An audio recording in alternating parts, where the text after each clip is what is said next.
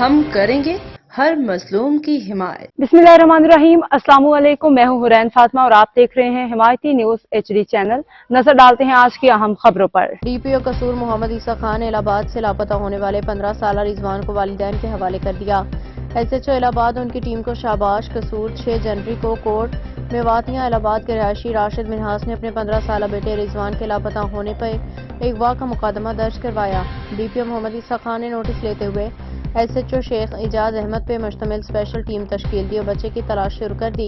Police team نے علاقے میں سرچ آپریشن کیے، مساجد اور قریبی دیہات میں اعلانات کروائے گئے اور بچے کی تصویر سوشل میڈیا پہ وائرل کی۔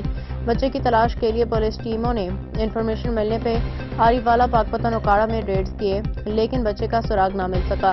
قصور 15 جنوری کو مغوی رضوان نے اپنی والدہ ذریعہ فون رابطہ کیا اور بعدازاں نمبر بند کر دیا۔ پولیس ٹیم نے جدید اور سائنٹیفک بنیادوں پہ کام کرتے ہوئے کوٹ رادھا کرشن سے بچے کو برآمد کر لیا۔ اب تک کے لیے اتنا ہی۔ مزید خبروں اور اپڈیٹس کے لیے دیکھتے رہیں حمایتی نیوز HD چینل۔